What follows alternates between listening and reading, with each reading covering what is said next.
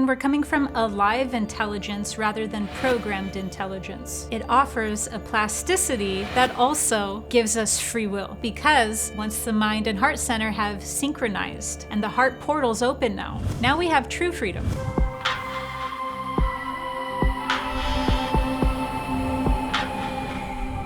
Many of us going through a spiritual awakening want to activate our light body and merge with our higher self, but we don't know what that process looks like. So today, I'm going to be explaining how to activate the light body through a Hermetic perspective. The main spiritual initiation for this age is done through mind-heart coherence.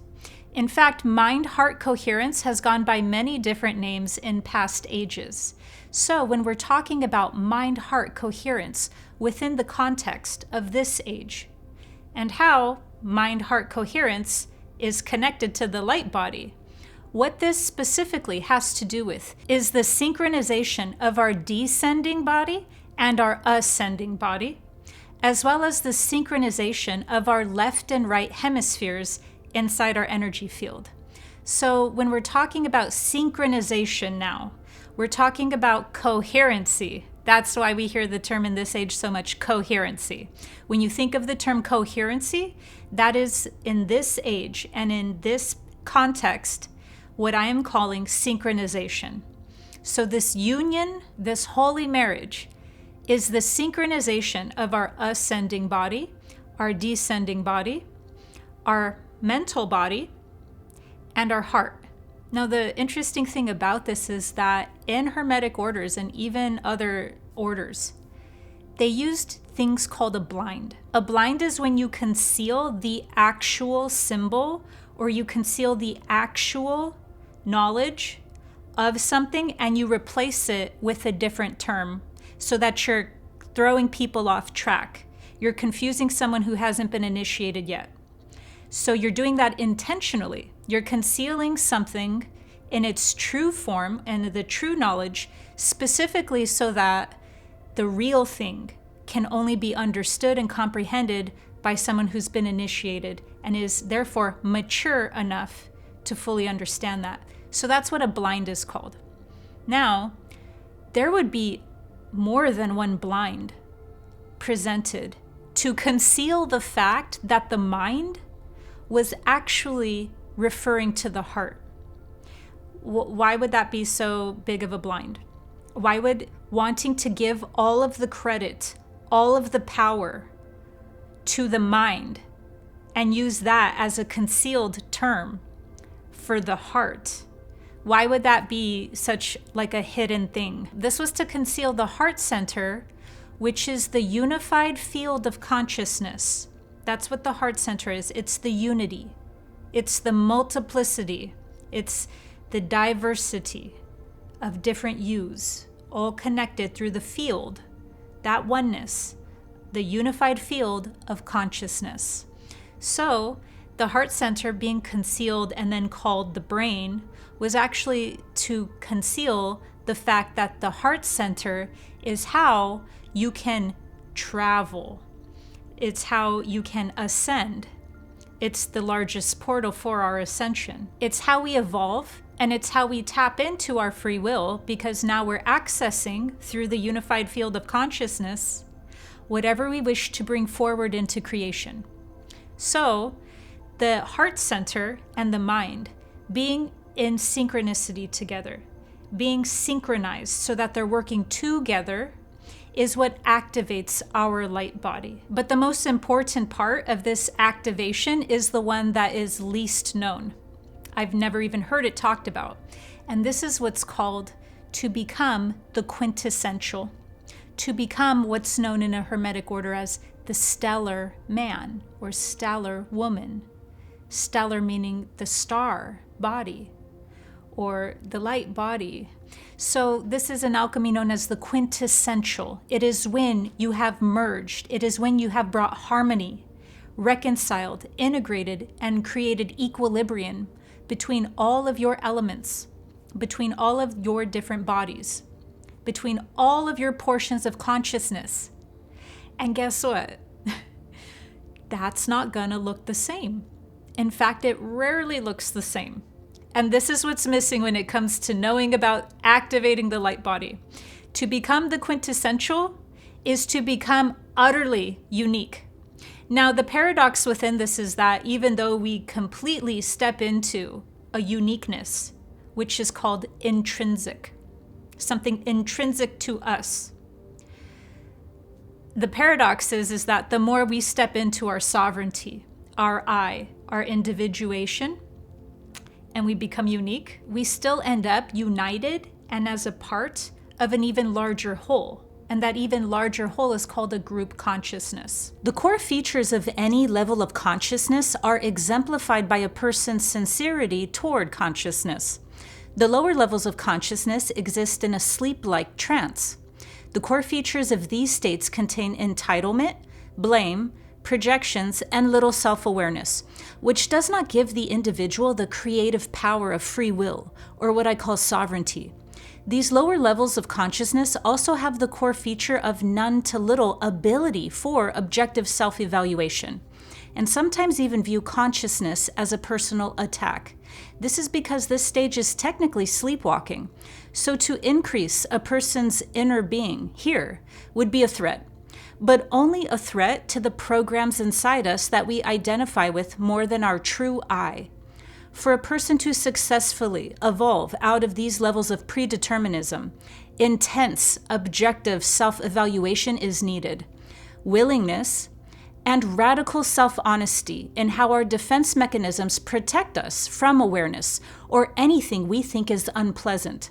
If you would like to understand more on this threshold, you can watch my video Projections, the first stage of initiation towards spiritual awakening. Now, the core features of an individual entering higher states of consciousness is high degrees of discernment, high degrees of presence, operating fully from paradox, oneness, which also allows us to perceive multiple perspectives.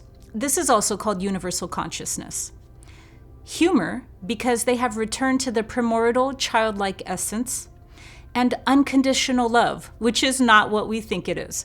Unconditional love is not an open invitation for unconsciousness or even evil. It is the acceptance that all life has a right to exist and to be at different stages of maturation. Judgments in all forms, both internal and external, are what block a person from entering this chamber of the heart. And so judgment releases are how to clarify our spiritual sight and enter into mind-heart coherence at this junction of our journey. So the process of embodying our higher self is actually one that is deeply connected back to the heart center, because the process of embodying and integrating and merging with our higher self is one where we have to actually peel back and dissolve all of the many different programs, all the many different layers, blocks from our unique and true nature. When you have awakened into the state of enlightenment or purified your being into becoming the quintessence, that's a spiritual body or the light body, that is not going to look the same. This is what is known in Hermeticism. It's not going to look the same. There will be fruits, because when you're operating at a specific level of consciousness, there's defining features. There's core features. So there will be obvious and apparent fruits to that state of consciousness. That is what will be similar across the line. But beyond that unity of those core features, that always, it doesn't matter what level of consciousness we're operating within, there will be core features to that level of consciousness, ones that you can definitely tell they're fruits of. So the fruits of this level of consciousness, when we've activated into the stellar man or stellar woman, there's going to be defining features. But there is going to be a core intrinsic nature. And this is what's not well known. So that's why when you look at a specific type of being that's enlightened, it's not going to look the same as another enlightened being, and it's not going to look the same as another enlightened being, even though they will all share core defining features that are a representative or show the fruits of that level of consciousness. So there's an intrinsicness There's a uniqueness because, coming from, once again, this Hermetic perspective, the light body is also deeply connected to the heart center, and the heart center has already within it this unique, almost like fingerprint, this unique intrinsicness of our own nature.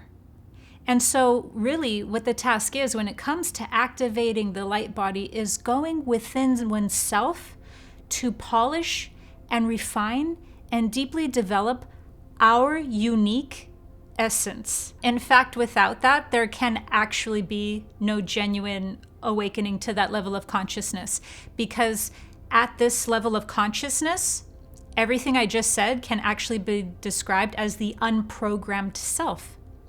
So it's you without your conditioning, it's you without all of the programs and all of the different distortions, which come from many places, but all of the different programs and distortions that we're operating within.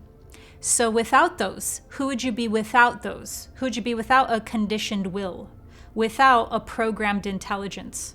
So the unprogramming is the process, because what we're doing is allowing our true essence and our true nature to be accepted and to be developed from there. So do you see how even the mind, because a lot of times we think of programming coming from strictly external sources, but do you see how also internally we do things to not meet ourselves where we're at? So therefore, what if we're more unique than we have the capacity to actually really embody? Well, then that's our own block. That's our own, whether even if it's an internalized critic, it's still our own program that we're reinforcing, and that could be the barrier. So there's multiple different sources when we're talking about like where this programming is coming from. But really what we want to look at is how would we allow ourselves to grow? How would we allow ourselves to develop if we had no filters, if we had no blocks or no buffers between us and whatever is the truth of our being?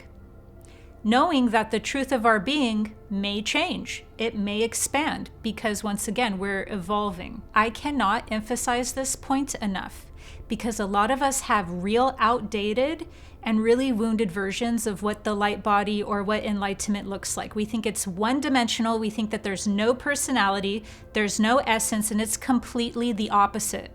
It is actually the exact opposite. When you have your light body activated, what that's really saying is that you've gone through such an internal process of dissolving programs, of dissolving judgments, dissolving anything within the self that was keeping the self inside a lower state of being and inside an egoic complex of some sort. You've healed, essentially. So you're not even denying the different parts of the bodies within our energy field. So because there is no denial, and because anything that was being met as a buffer before to keep us from a larger reality, and any programmings are dissolved at this point and they're reconciled, meaning that we've met them, we've accepted and seen that these were operating, and now we've healed beyond that point of that programming. They're not operating, they're not putting their input, they're not putting their influences within our being. All of that ends up shedding layer after layer after layer, until what you'll notice is that a being has a lot more flexibility. They're not one-dimensional. They're not rigid. They're not bound by all of those different conditions and programmings, even the ones from past spiritual ages. So because of that, there's a fluidity, and fluidity is a very strong core feature of this level of consciousness. That core feature of fluidity looks childlike, which is why you always hear people talk about how enlightenment is actually the awakening of your inner child, your divine child. There's a fluidity there where it's not trying to appear a specific way. Do you see how that's coming once again from the conditioned self? Once you're in your true intrinsic nature, you are not held hostage by other people's beliefs. As a matter of fact, this is such an important point to understand because sometimes it's easier to understand where we are our worst enemy and we are our inner critic and we have our own energetically sensitive awareness accidentally attack us. And then sometimes it's harder for us to realize when it's the opposite, when it's we are completely conditional. We're the opposite of unconditional. So we're conditioned, and whatever we do is conditional on our external environment. So some of us got one of those realms going on more than the other, and vice versa. It really just depends on the individual. But both internal and external conditioning keep us from true evolution. They keep us stuck in different paradigms. They keep us stuck in different projections. They keep us stuck in all these different blocks, and they're just programming that's laying over the truth of us or our intrinsicness. And so when it comes to what true evolution looks like, true enlightenment, we could even be held hostage by other people's projections or by our own definition or our own what we think that would look like or be like. And so this is probably the most challenging and obscure part of activating the light body, because a lot of the mental body needs to be tempered and disciplined through meditation. So in a sense, that's almost like an easier sequence to follow when it comes to that part of the light body. It's the mind-heart coherence once again, because the mind-heart coherence is a super powerful initiation. It's necessary in order to even experience the things I'm talking about right now. But this really obscure and niche aspect to our own internal stars, to our own quintessence, is really what needs a lot of understanding. Because to reach this level of discernment into having an awakened light body, we're going to need to be able to cultivate the discernment to perceive that each person, regardless of how much they have refined their body, mind, spirit, regardless of how evolved they are, they're going to still be unique. And sometimes we think that going through a spiritual evolutionary process is the opposite of that. We think that you lose your uniqueness. That's not true at all. And that's coming from, in fact, just false old spiritual teachings of people who could not do the great work. They left at a certain point and tapped out and said, okay, this is it. So when you're truly operating at this state, you have to actually just dissolve whatever programs are going on that you will notice are thinking for you. So it's the opposite of thinking exactly the same. This is also called gnosis. It's when you have direct experience. And this is so important because in order to do that, the process of activating the light body is actually to remove the different programs that are thinking for you.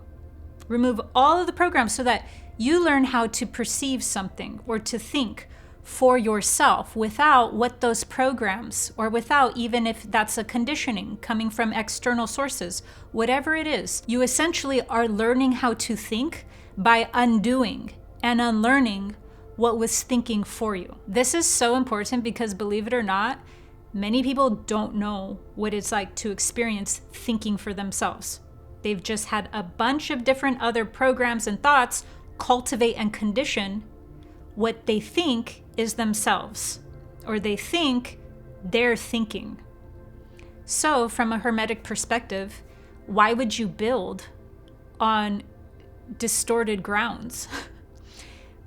Clear all of the different programs out so that then you can learn how to think for yourself. And this might sound like on the surface level, like duh, right? Think for yourself. Other things are thinking for you. But actually, this is coming from even a more subtle level. This is coming from the level of the things that we even just took for granted, like we were told even a long time ago. Just things that we never questioned. And so we just let one barrier and one thought program and one thing cultivate whatever we think is logic. That's why it doesn't matter what mystery school or order you go to, you learn logic. You learn either the trivium or the quadrivium. You learn how to think. So do you see how the synchronization of the mind and the heart is really this process of learning how to think for ourselves, as well as going within our true intrinsic nature and using our higher mind to cultivate that? That's how they work in synchronicity. And when they're so in harmony, what they're really doing is operating, vibrating so fast at an increased level of consciousness that now they're out of the realm of ego per se, ego in its negative context, not as its individuality. Just they're out of that realm, and now you've expanded beyond the programmed intelligence, and now you're in active, awakened, or what's called alive intelligence. When you're operating from alive intelligence, you can directly experience something. This whole process I described has also been called in past ages going through the eye of a needle. Going through an eye of a needle, because that's how much of the conditioning that once it drops off and dissolves through the process of you awakening, you're now just becoming your intrinsic self. And your intrinsic self, as I said, is flexible. It's even been known as childlike. It's innocence. That's what gets freed. That's the portal. That's how the heart center truly is. So that's why it's so important, because how can you travel? How can you, can you imagine if somebody had their light body activated and they were all like in their ego about stuff? Going through the heart center to travel in the unified field of consciousness means plasticity. That's why I love that neuroplasticity is talked about so much in this age. It's the same. Mind-heart coherence creates neuroplasticity. Plasticity is another way of saying you become fluid, you become childlike. You're not caught up in the rigidity and calcification process of whatever you're calcifying or hardening into that you're calling yourself. So because of that, this unconditioned mind is highly dependent on our ability to identify and cultivate our uniqueness, our intrinsicness, and not allow the world to kind of project onto us whatever we should be. This plasticity or fluidity that I'm talking about, that comes from an awakened intelligence or an awakened spirit, is also known in alchemy as rejuvenation. This is why alchemy is so linked with having regenerative powers, regenerating oneself. It's because you're able to regenerate yourself because you're not programmed, you're not coming from the lower mind. So when we're coming from alive intelligence rather than programmed intelligence, it offers a plasticity that also gives us free will. This is where we get true agency from. We get free will because once the mind and heart center have synchronized and the heart portal's open now we have true freedom to create whatever we wish to experience, or true freedom to incarnate wherever we wish to incarnate, or to even exit this reality, or to even exit this universe, whatever we wish, because we haven't calcified what is true, innate, and intrinsic within us. I hope this has helped you shine. Make sure to subscribe to my channel for higher dimensional guidance through spiritual awakening. See you next time.